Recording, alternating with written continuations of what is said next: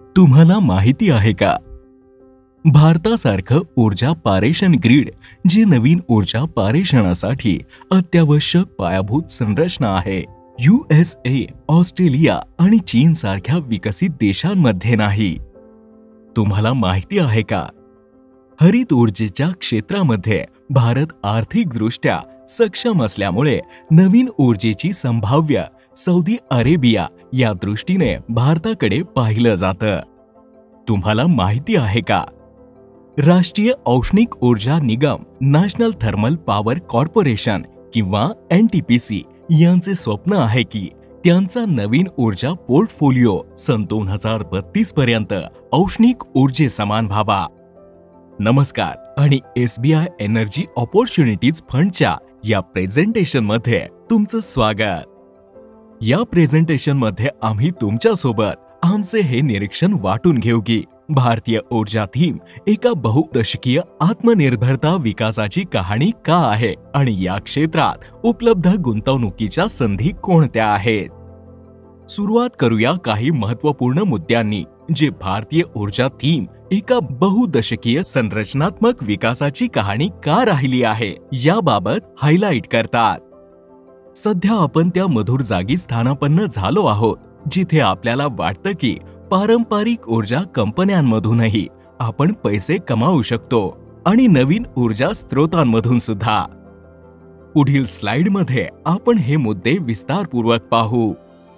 डाव्या बाजूच्या चार्टमध्ये आपल्याला दिसतंय त्याप्रमाणे भारत ही अशी एकमात्र बाजारपेठ आहे जिथे पुढील 3 दशकांमध्ये विकास दिसून येईल. अक्षय ऊर्जेचा वाटा सन 2050 पर्यंत तिपटीपेक्षाही जास्त राहील, जसं उजव्या बाजूला चार्टमध्ये आपण पाहू शकता. याचबरोबर हरित ऊर्जा निर्मितीपासून उपभोगापर्यंतच्या संपूर्ण मूल्य साखळीमध्ये स्वदेशी व्यवसायांचा फायदा होईल. याशिवाय भारताचा ऊर्जा उपभोग इतर विकसनशील अर्थव्यवस्थांच्या तुलनेत लक्षणीयरित्या कमी राहिला आहे.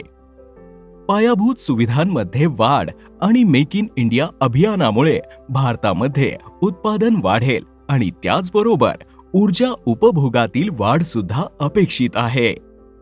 पारंपरिक ऊर्जा क्षेत्रांमध्ये सरकारकडून लक्षणीय धोरणात्मक समर्थन दिसून येत आहे. समर्थक धोरणात्मक वातावरण आणि प्रणालींमध्ये सुधारित कार्यक्षमता पारंपरिक ऊर्जा कंपन्यांसाठी जास्त फायदेशीर ठरत आहेत. जसजसे आपण आपल्या देशात अधिकाधिक ऊर्जा निर्मितीच्या दिशेने चाललो आहोत, ही धोरणे या क्षेत्रामध्ये पुनर्मूल्यांकन सक्षमित करतील.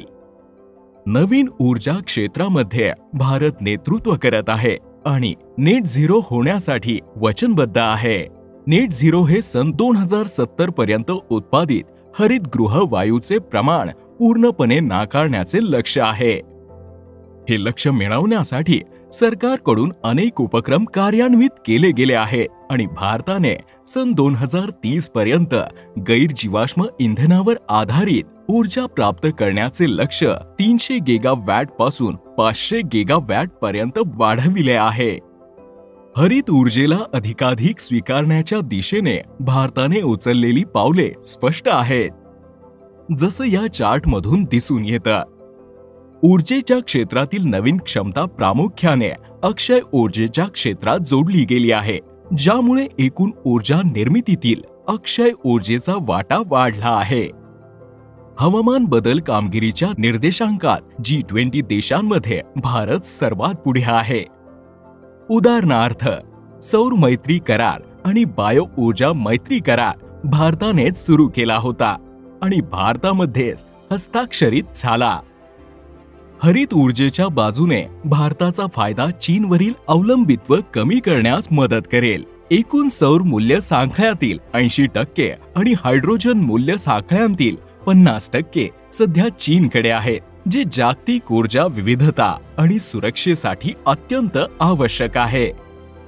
या वर्षात व्यापक बाजार निर्देशांकांवर RIL आणि उपयोगितांच्या तेल आणि वायू निर्यातीचे वजन कमी झाले आहे. याचं कारण म्हणजे जास्त आयातीमुळे नफ्याचा एक फार मोठा भाग भारताच्या हाती लागू शकत नाही आहे. पण नवीन ऊर्जा क्षेत्रांमधल्या सुधारणा आणि अधिकाधिक विकासामुळे ऊर्जा निर्याती कमी होणे अपेक्षित आहे, ज्यामुळे भारतीय कंपन्यांना नफ्याचा जास्त मोठा भाग मिळण्याची शक्यता आहे.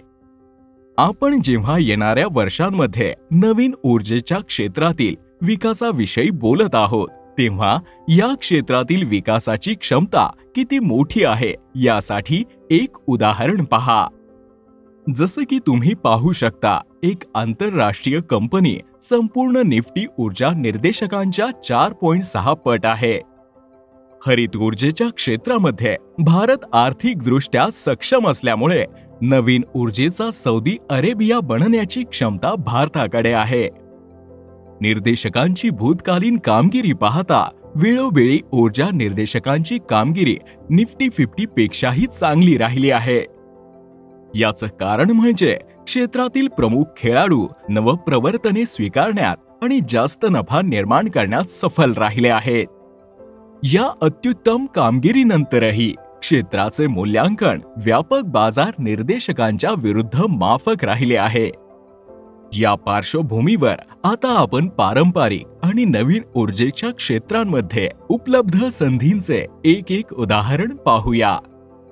पारंपरिक ऊर्जेच्या क्षेत्रात आम्हाला वाटतं की गॅसच्या क्षेत्रातील कंपन्या रोचक वाटत आहेत. पायाभूत सुविधांची कमतरता, कमी उत्पादन आणि जगभरातील गॅसच्या वाढलेल्या किमतींमुळे गेल्या 12 वर्षात गॅसचा उपभोग वाढलेला नाही. जसं की डाव्या बाजूला चार्टमध्ये दिसून येतं, गेल्या काही वर्षांमध्ये केपॅक्स आणि धोरणांमध्ये बऱ्याच सुधारणा झाल्या आहेत, ज्यामुळे गॅसचे उत्पादन वाढले, चांगली मिळकत आणि जास्त गॅस ग्रीड कनेक्टिव्हिटी दिसून येते. या घटकांमुळे येणाऱ्या वर्षांमध्ये गॅसचा उपभोग वाढणे अपेक्षित आहे. नवीन ऊर्जेच्या बाजूने आधी केलेल्या चर्चेनुसार हरित ऊर्जेच्या निर्मितीमध्ये भारताकडे एक अतिरिक्त संधी आहे. आपण जगातील सर्वात स्वस्त सौर आणि वायू शक्ती उत्पादकांमधील आहोत. कमी किमतीत आणि दिवसाच्या वेगवेगळ्या वेळी शिखर बिंदूवर पोहोचणाऱ्या सौर आणि वायू ऊर्जांचा फायदा आणि जलशक्तीची उपलब्धता भारताला 24 तास हरित ऊर्जेचा पुरवठा करतात. स्पर्धात्मक किमती आणि विकसित राष्ट्रीय ग्रीड भारतात हरित ऊर्जेचा विकास आणि तो स्वीकारण्यासाठी अनुकूल आहेत. सादर करत आहोत SBI एनर्जी अपॉर्च्युनिटीज फंड, एक खुल्या अवधीची इक्विटी योजना जी एनर्जी म्हणजेच ऊर्जेच्या थीमचे अनुसरण करते. SBI एनर्जी अपॉर्च्युनिटीज फंड शुद्ध ऊर्जा थीम आहे आणि संपूर्ण ऊर्जा मूल्य साखळीमध्ये उपलब्ध संधींचा लाभ घेण्याचे त्यांचे ध्येय आहे. हा फंड त्या कंपन्यांमध्ये गुंतवणूक करेल ज्या पारंपरिक आणि नवीन ऊर्जेचा शोध, उत्पादन, वितरण, वाहतूक आणि परिवहन प्रक्रमांमध्ये सामील असतील.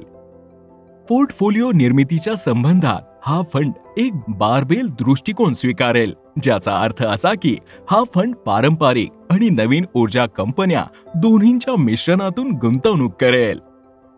या चार्टमध्ये हायलाइट केलेले घटक पाहता पारंपरिक आणि नवीन ऊर्जा आणि विद्युत शक्ती उपयोगिता कंपन्यांचे इष्टतम मिश्रण उतार चढाव परतण्यास कमी करण्यात सहाय्यभूत होऊ शकते आणि अधिक चांगल्या जोखमीशी समायोजित परतावे प्रदान करू शकते. कृपया या फंडाचे तपशील जरूर पहा. समापन करताना आम्ही हेच म्हणू की भारतीय ऊर्जा क्षेत्रात लक्षणीय विकास होत आहे आणि आपण त्या मधुर जागी स्थानपन्न झालो आहोत, जिथे पारंपरिक आणि नवीन ऊर्जा क्षेत्रे दोन्ही एक गुंतवणूकदार या नात्याने तुम्हाला गुंतवणुकीच्या चांगल्या संधी प्रस्तुत करत आहेत. धन्यवाद. या फंडामध्ये आपल्या गुंतवणुकीची आम्ही वाट पाहतो. म्युच्युअल फंड गुंतवणुकी बाजारात जोखमींच्या अधीन आहे. योजनेशी संबंधित सर्व दस्तऐवज काळजीपूर्वक वाचावेत.